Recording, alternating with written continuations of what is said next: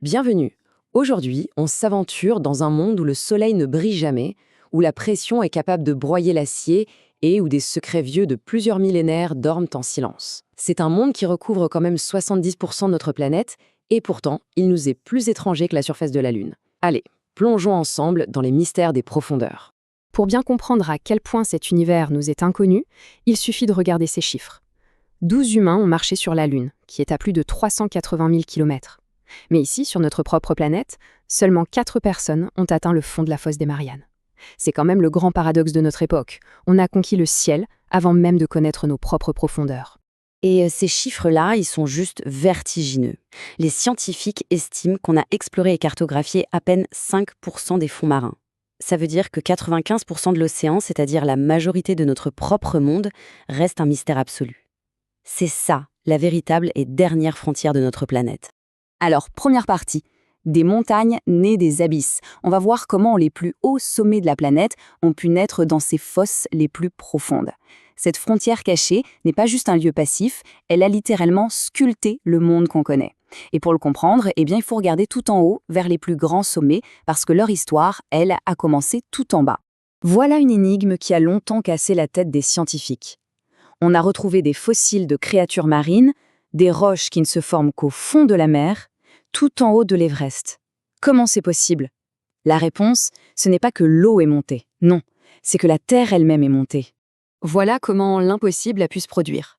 C'est une histoire de tectonique des plaques, des continents entiers qui dérivent, qui bougent. Et puis, un jour, 2 plaques se percutent avec une force monumentale. L'ancien fond marin, qui était entre les deux, se retrouve pris en étau. Alors, sur des millions d'années, une pression inimaginable a plié, fracturé et soulevé cette croûte vers le ciel. C'est comme ça que le point le plus haut du monde est en fait né du point le plus bas. Bon, on a vu comment le fond peut monter. Maintenant, on va faire l'inverse. On descend. Deuxième partie, les profondeurs écrasantes. On s'immerge dans un royaume de noir absolu et de pression impossible.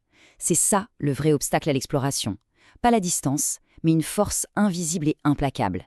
La pression de l'eau. L'océan est un peu comme un immeuble, avec des étages de plus en plus hostiles.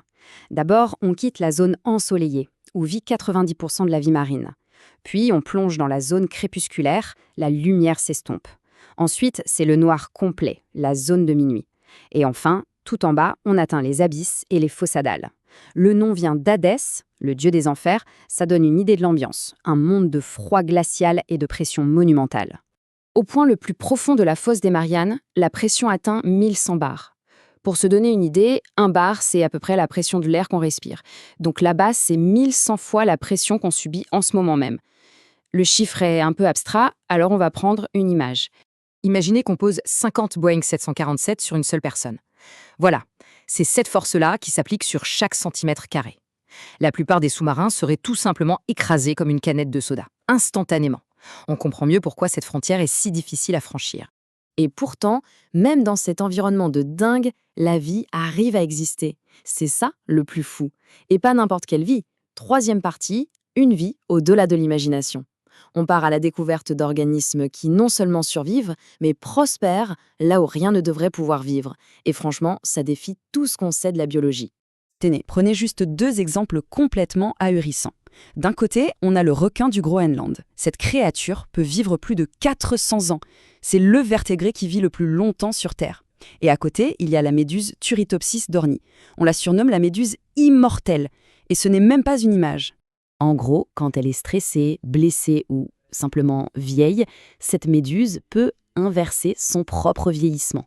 Elle redevient une sorte de bébé méduse, un polype, et elle recommence son cycle de vie. En théorie, elle peut faire ça à l'infini. Elle est biologiquement immortelle. C'est un concept qui redéfinit complètement les limites de la vie. Mais les profondeurs, ce n'est pas seulement un zoo de créatures incroyables, c'est aussi le plus grand musée du monde et un gigantesque coffre-fort. 4e partie, une chambre forte de secrets. L'histoire et les trésors qui sont enfermés tout au fond. On estime qu'il y a environ 3 millions d'épaves qui reposent au fond des océans. 3 millions! Des galions espagnols remplis d'or aux cuirassés de la Seconde Guerre mondiale. Chaque épave est une capsule temporelle, un bout de notre histoire, préservé par le noir et le froid. L'exemple que tout le monde connaît, bien sûr, c'est le Titanic. Il gît par 3800 mètres de fond. Il est là, dans un silence de cathédrale, depuis son naufrage en 1912. C'est la preuve ultime de la puissance de l'océan qui peut à la fois détruire et conserver notre histoire. Au-delà de l'histoire, il y a aussi la richesse, la raie. Les scientifiques pensent qu'il y a à peu près 37 millions de tonnes d'or dissoutes dans l'eau de mer. Bon, ce n'est pas des pépites, c'est à l'échelle des atomes.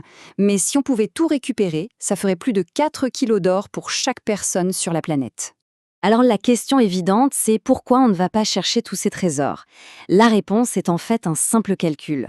La technologie qu'il faudrait pour filtrer cet or ou remonter les épaves des abysses coûte infiniment plus cher que ce que ça rapporterait. Donc pour l'instant, le coffre-fort de l'océan, il reste bien fermé. Et tout ça, ça nous ramène à notre point de départ. On a cartographié les étoiles, on rêve d'aller sur d'autres planètes, mais la plus grande inconnue, elle est juste là, sous nos pieds, dans ces 95% de notre propre monde qu'on n'a encore jamais vu. Qu'est-ce qui nous attend? Des formes de vie qui pourraient révolutionner la médecine, des ressources pour notre futur, ou peut-être des réponses à des questions qu'on ne sait même pas encore poser.